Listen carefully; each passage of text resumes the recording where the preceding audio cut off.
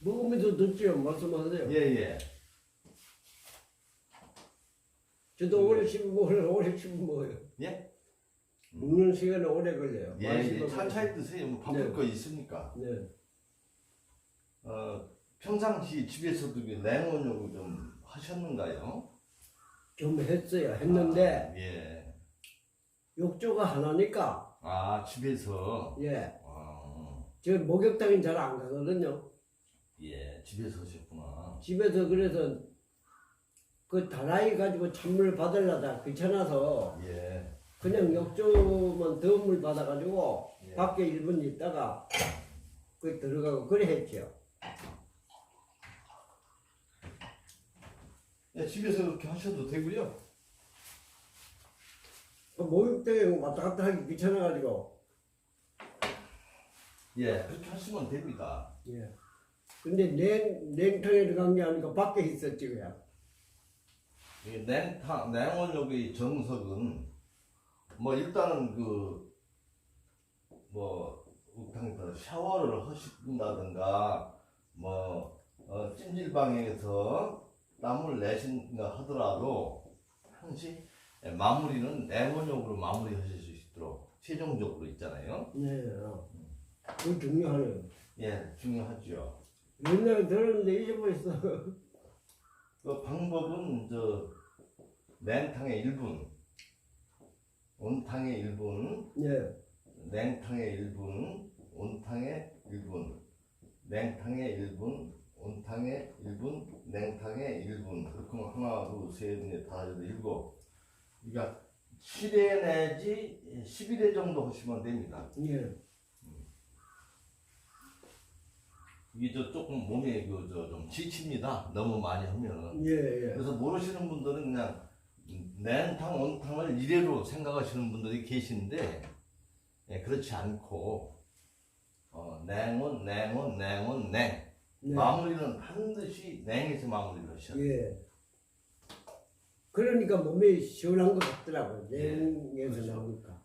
이 냉온욕을 동들기 실천하시게 되면 평생 감기가 오지 않습니다. 예. 감기는 거의 우리 몸에서 냉기가 생김으로 해서 감기가 오거든요. 예. 그러니까 우리 몸이 차지게 되면은 결국 면역이 떨어져서 바이러스가 이제 침투를 하는 거거든요. 예. 뭐 바이러스라는 거는 외부에서도 발생을 하지만 안에서도 발생을 합니다. 잠재되어 있는 세균도 역시 마찬가지거든요. 예. 안에 잠재되어 있는 세균이 발동을 하기도 하고 외부에서 들어오기도 하고. 그 냉온욕의 효과는 그러니까 냉탕에 가게 되면은 혈관이 수축이 되죠, 그죠? 네. 그다음에 모공도 수축이 됩니다. 예. 예, 온탕에 가면 확장이 되죠. 네. 모공도 확장이 되죠. 예. 예. 그래서 수축 확장을 통해서 체내 독소도 다 나옵니다. 확장되면서. 네. 그래서 또. 예. 그리고 제일 큰 효과는 혈액순환의 원동력은 모세혈관이지 않습니까? 예. 심장 자체 힘으로 그 펌프력으로 혈액을 보내는 게 아니고 심장 자체는 피를 보낼 수 있는 그 원동력, 한마디로 그 힘이 없습니다. 거기 모다가 달린 것도 아니고 50이렇게 되는 그 모세혈관의 수축 확장, 그 흡인력에 의해서 심장에 있는 그 피가 땡겨오는 거거든요. 예, 유도하는 거죠, 박동을. 그럼 모세혈관이 탄력을 가져야 되는 거거든요. 그러니까 우리 몸에 전신에 분포되어 있는 모세혈관이 수축했을 때는 혈액이 심장으로 몰리게 되는 거고, 모세혈관이 확장이 됐을 때는 심장에 있는 피가 땡겨오는 거거든요.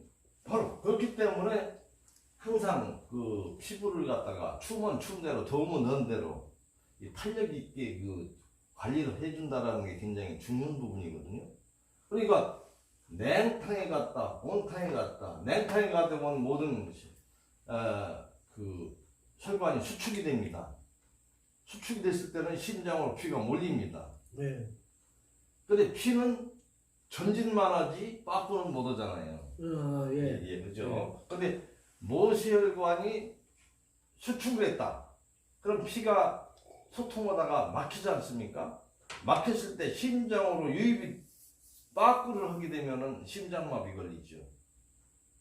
근데 우리 몸이라는 것은 모세혈관마다 가다가 막히면은, 그러니까 동맥을 통해서 정맥으로 가는 거거든요. 그러니까 대동맥, 소동맥, 모세혈관에서 다시 정맥으로, 예. 나쁜 피, 더러운 피가 돼서 쓰레기 싫은 피가 돼서 정맥으로 해서 이렇게 다시 심장으로 들어가는데, 모세혈관이 막혔단 말이에요. 막히게 되면은 심장으로 가게 되면은 그거는 항시 동맥을 통해서 정맥을 통해서 심장으로 가야 되는데, 동맥에서 정맥으로 넘어가지 않고 모세혈관이 막혀가지고 소동맥에서 피가 머물러든다라 하면 안 되는 거예요. 그때는 어떻게든지 빠져나가야 되는 거거든요. 네. 그때는 말 그대로 모세혈관이 막혔기 때문에 소동맥에서 소정맥으로 바이패스, 예. 그 충로로 가야 되는 겁니다. 예. 그러니까 결국 뭐냐면 찬물에 갔을 때는 혈관이 수축이 됩니다. 예. 수축이 됐을 때는 모세혈관이 막혔기 때문에 바이패스, 소동맥에서 소정맥으로 충로로 바이패스에 가는 거예요. 그러니까 결국 뭐예요? 이게 충로를 글러미라고 그러나, 글러미 기능이 활성화가 되는 거죠. 그러니까 그게 활성화가 되지 않은 분들은 내원력이 좋다더라, 오늘 한번 해보자 해가지고 혈압도 넣고 몸이 굉장히 탁하신 분들이 갑자기 냉탕에 들어가게 되면은 심장이 멎어버리죠. 그러니까 평상시 냉원욕을 통해서 가다가 막히면은 옆으로 빠져갈 수 있는 그 글러미 기능을 갖다가 평상시 이렇게 활성화할 수 있는 생활을 됐으면은 전혀 문제가 없는데, 예, 그렇습니다. 그래서 예, 손과 발을 들고 떠는 운동이라든가 이 냉온욕, 풍욕 같은 것도 바로 그런 효과가 있습니다. 그죠? 그러니까 항시 막혔을 때는 옆으로 빠져나갈 수 있는 측로, 그걸 개설을, 한마디로 단도리를 잘 해놓아야 된다는 거죠. 근데 거기에 아주 의외한 것은 뭐냐면은 이 찜질방을 아주 너무 많이 이용하는 분들 있지 않습니까? 그 다음에 이제 반신욕 있지 않습니까? 반신욕. 예. 반신욕을 해보니까 좋더라. 그래서 그걸 갖다가 생활하는 분들은 굉장히 우리 몸의 자생력을 잃게 만드는 거거든요. 그래요. 그렇죠. 반신욕을 많이 하는 게. 예. 그러니까 찜질방에서 땀을 뺀다든가 반신욕을 통해서 땀을 뺀다든가 하는 것은 필요할 때 하는 거예요. 대증요법이거든요. 내가 몸이 감기기가 있고 몸살기가 있어서 좀 몸이 으스스하다. 반신욕을 통해서 땀을 흠뻑 빼고 몸을 덮이자. 그런 측면에서는 굉장히 효과가 있어요. 그러나 그걸 일상적으로 한번 해보니까 좋더라 해서는 결국은 몸의 건강을 해칠 수가 있는 부분입니다. 그러니까 그런 것도 이제 잘 알고 하셔야 되는데 일반 분들이 잘 모르지 않습니까? 그렇기 때문에. 그러니까 그런 것은 일장일단이 있는 거죠. 올바른 건강법은 아니에요. 필요할 때 하는 부분들이. 적당히 그거 비슷한데. 예, 그렇죠. 그러니까 중요한 거는 이 발목이 있지 않습니까? 발목. 예. 발목이 굉장히 중요한 부분인데 발목 연골이 불어나 버려요. 20분 이상 담그게 되면. 그러니까 반신욕도 반드시 하루 일과를 마치고 잠들기 전에 해야 되는 거지. 한낮에 반신욕을 하고 많이 걸어다닌다 하게 되면 이 발목에 연골에 손상을 받습니다. 예. 그리고 결국은 뭐냐면은 이 반신욕 같은 경우는 혈관을 확장만 하지 않습니까? 확장. 그렇죠. 예. 확장만 하기 때문에 결국은 피를 돌릴 수 있는 그 원동력, 모세혈관 기능을 탄력을 잃게 만들기 때문에 자생력을 상실하게 되는 거예요. 찜질방도 역시 마찬가지입니다. 필요할 때 땀을 내는 차원에서는 뭐 한 달에 한두 번 할 수가 있다라 하지만은 일상적으로 한다는 것은 굉장히 유해하다라고 보시면 됩니다. 그럼 땀을 많이 흘리지 말고 땀이 나올 정도, 나올랑 말랑 할 때 그만두면 어떻게 됩니까? 그것도 괜찮아. 일단 땀을 낸다라는 건 건강에 굉장히 도움을 되는 겁니다. 땀을 내는 요법을 통해서 땀을 내게 되면 모든 만병은 다 치유할 수 있다라고 하는 거예요. 예. 그러니까 땀 속에 수분, 염분, 비타민 C뿐 아니고 체내 독소가 다 빠져나오는 거거든요. 예. 그렇기 때문에 근데 땀을 내고 나서는 반드시 수분, 염분, 비타민 C 예. 소실된 그런 부분을 보충해 줘야 된다. 그죠? 그러니까 땀을 내고 감리차 같은 걸 드시지 않는다, 뭐 생화차를 드시지 않는다 할 때는 오늘 2차적인 여러 문제가 발생이 되는 거예요.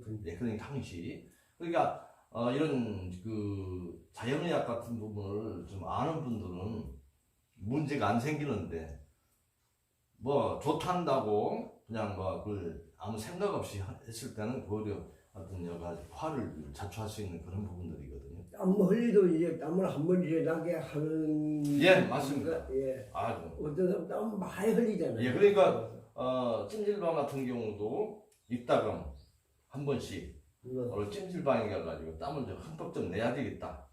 내고 나서 내몬욕을 해서 그 마무리 혈관이나 피부를 또 수축 원상태로 한 상태에서 옷을 입고 마무리를 해야 됩니다.